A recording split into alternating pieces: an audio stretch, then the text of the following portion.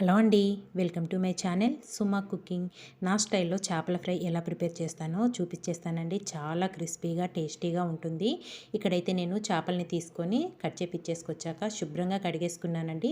కొద్దిగా ఉప్పు పసుపు వేసుకొని శుభ్రంగా కడుక్కుంటే చేపలు అనేటివి చక్కగా తొందరగా క్లీన్ అయిపోతాయి మనకి. తర్వాత కడిగేసుకున్న చేపలను ఒక పక్కన పెట్టేసుకొని ఒక ఖాళీ బౌల్ తీసుకోవాలండి. ఇలా ఒక బౌల్లోకి అయితే మనం ఎన్ని చేపలు తీసుకున్నామో అన్ని చేపలకు సరిపడా సాల్ట్ వేసుకోవాలి. తర్వాత ఒక పావు టీ స్పూన్ వరకు పసుపు కూడా వేసేసుకోవాలి. దీంట్లోనే కొద్దిగా జీలకర్ర మెంతులు వేయించుకున్న పొడి ఒక పావు టీ స్పూన్ వరకు వేసుకోవాలి. చేపల కూరకి ఎప్పుడైనా కానీ జీలకర్ర మెంతుల పొడి చాలా అంటే చాలా టేస్టీగా ఉంటుందండి. అది కూడా ఒక పావు టీ స్పూన్ వేసుకున్నాక ఒక టేబుల్ స్పూన్ వరకు అల్లం వెల్లుల్లి పేస్ట్ వేసుకోవాలి. ఇందులోనే ఒక టేబుల్ స్పూన్ వరకు కారం అనేది మీ స్పైసీని బట్టి వేసుకోవచ్చు. నేనైతే ఒక టేబుల్ స్పూన్ వరకు కారం వేసుకున్నాను. ఇందులోనే ఒక టేబుల్ స్పూన్ వరకు శనగపిండి, ఒక టేబుల్ స్పూన్ వరకు కార్న్‌ఫ్లోర్ కూడా వేసేసుకోవాలి. చాలా క్రిస్పీగా వస్తాయండి మనకి చేపల ఫ్రై అనేది. తర్వాత దీంట్లోనే ఒక టేబుల్ స్పూన్ వరకు గరం మసాలా పొడి, దీంట్లోనే నేను అన్నీ కలిపి పట్టుకున్నదండి. ధనియాలు మసాలాలు అన్నీ వేసుకున్నది. గరం మసాలా ఒక టేబుల్ స్పూన్ వరకు వేసుకున్నాను. ఒక హాఫ్ ముక్క నిమ్మరసం కూడా యాడ్ చేసేసుకోవాలి. ఒక 2 టేబుల్ స్పూన్ల వరకు ఆయిల్ కూడా వేసేసుకోవాలి.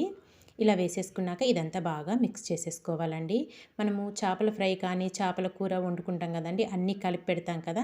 డైరెక్ట్గా చేపల ముక్కల మీద వేయకోకుండా ఉప్పు కారం అనేది ఇలా కలిపి మనం ఇలా చేప ముక్కలన్నీ దీంట్లో వేసుకొని మసాలాలన్నీ పట్టిస్తే చేప ముక్కలకి ఉప్పు కారం అనేది చక్కగా ఈవెన్గా పట్టి మనం ఫ్రై చేసుకున్నాక తినేటప్పుడు చాలా బాగుంటుందండి. కరెక్ట్గా ముక్కకు అన్నీ పడతాయి అన్నమాట. ఇలా అయితే ఒక్కసారి మీరు తప్పకుండా ట్రై చేయండి. ఇలా చేసుకొని పప్పుచారు అన్నంలోకి నంచుకుంటే చాలా బాగుంటాయండి. నేను కలిపి పెట్టుకున్న ఈ చేప ముక్కలన్నీ ఒక పావుగంట పక్కన పెట్టేసుకున్నానండి. ఫ్రిడ్జ్లో అయినా పెట్టుకోవచ్చు, బయట అయినా పెట్టుకోవచ్చు. ఒక పావుగంట తర్వాత అయితే చక్కగా ఫ్రై చేసేసుకుందాము. స్టవ్ పైన అయితే ఒక ప్యాన్ పెట్టేసుకొని ఆయిల్ వేసుకున్నాను. ఆయిల్ మరీ ఎక్కువ అవసరం లేదండి. వీడియోలో చూపిస్తున్న విధంగా వేసుకుంటే సరిపోతుందన్నమాట.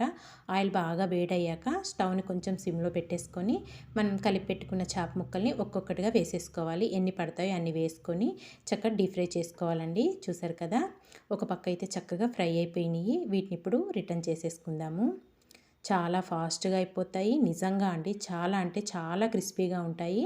నేనైతే నా స్టైల్లో ఇలాగే ప్రిపేర్ చేస్తానండి. ఇంట్లో వాళ్ళందరికీ చాలా బాగా నచ్చుతాయి.